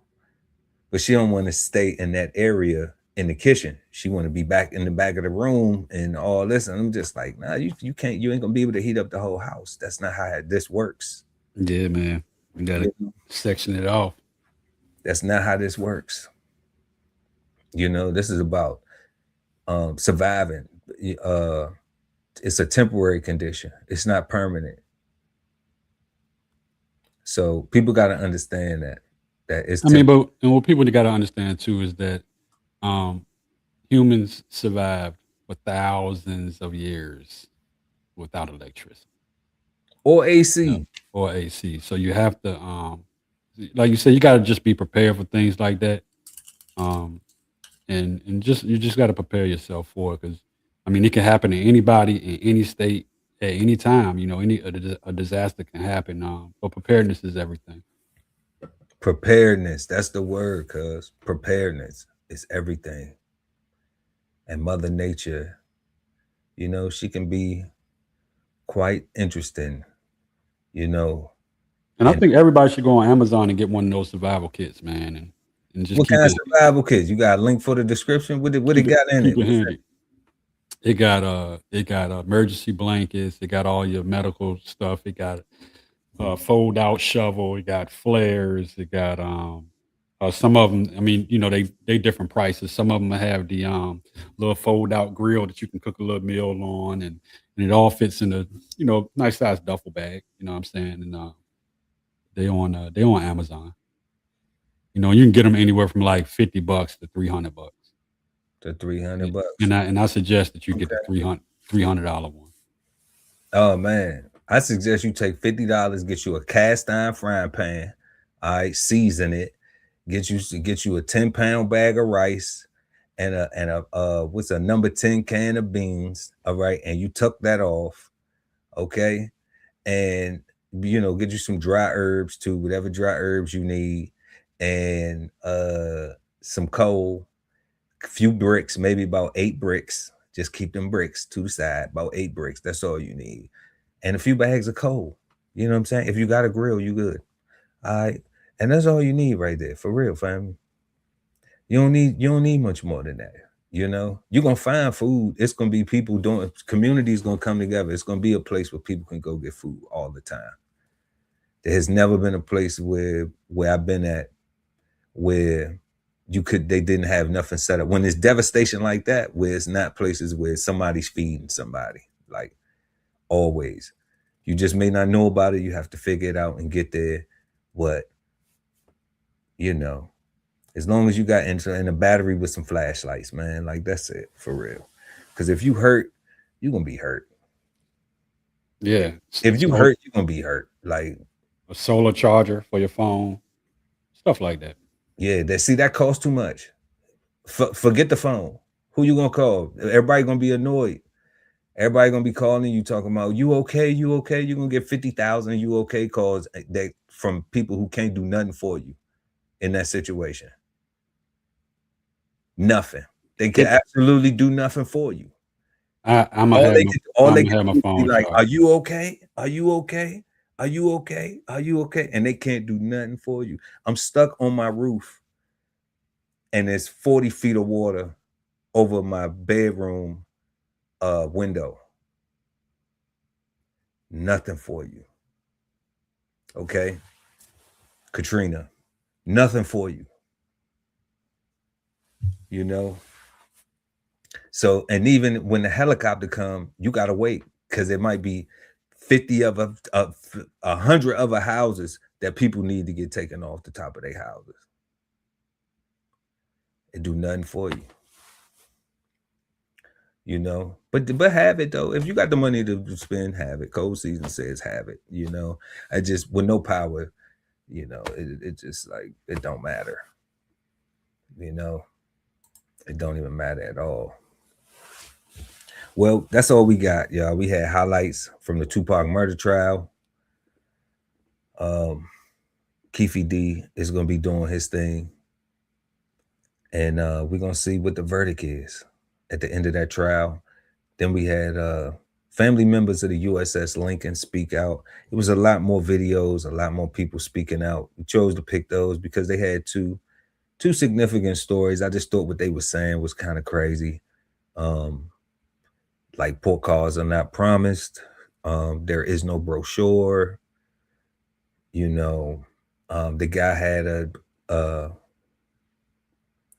a after serving, you know, he had kind of like a change of heart of being pro-military I don't know how that'll work out for your kids if, you know, like that mindset. To me, it's like, you know, when you go sign up, that's what it is. You signed up for that, you know, even though the young lady was just like, that's not, I know people say you signed up for that. And yeah, that's why you're hearing people saying that, because that's what you signed up for. None of those port calls are promised. It's not a cruise ship. So, you know, people need to realize that when people go and join the military, that's what it's about. You're willing to die for your country. Yeah. So, number 3, we had the viral Waffle House rap song star got fired, man, after a dub. You know, they got the Waffle. They fired him. They let him go. And I think he's going to be okay. What you think, Cole? You think he's going to be okay? Yeah, he'll be all right, man. You know, he got his GoFundMe thing, and then I mean, you know, got to get another job. You know, that's it. He was at the Waffle House for 20 years, never made manager. It was time for him to go anyway. And never made manager. That was one of them things. We not punching down on you though. No, not punching down, but it's broaden your horizon. It's just like that's a long time to stay, you know, to work your way from mopping to the fries or to the grill, you know. Mm-hmm. But and he might, you know what I'm saying, but the young brother might look whatchamacallit to us. But he may have a mental disability. So we might can't, you know, we might can't do that. We might can't just automatically assume, because, you know, he might be working at the pace or the level that he can actually function on. So he might not be managing material. I think that might be fair too. But we had Karmelo Anthony requesting a new trial. I don't know, man. I don't know, cuz you think they're gonna take some time off? I think it's possible if they can, you know, submit that evidence and all that stuff like that. You know, I think they will. He's not going to walk away.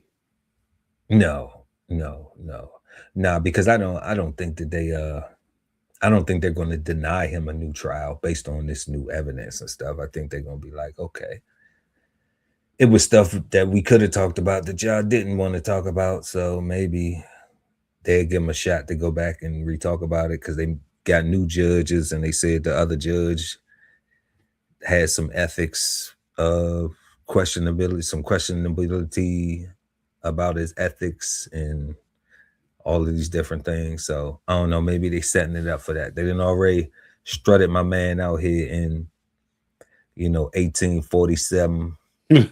Close.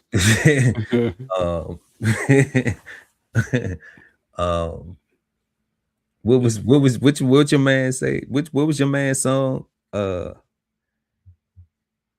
I'm not black, I'm OJ. What was that song? Your man still nigga. Yeah, you know what I'm saying? They didn't strutted him out here like that. Looking crazy. Well, you know, maybe he can show up at court and identify as trans white, and they might knock a little bit more time off. If he show up and identify as trans white, Yeah. that'll be the key. Yeah, I doubt it. Nah, that ain't gonna work. Nah. But then we had WTF is identifying as trans black. I mean, any last thoughts about that, cuz we're not going to visit this anymore. No, I'm done with it.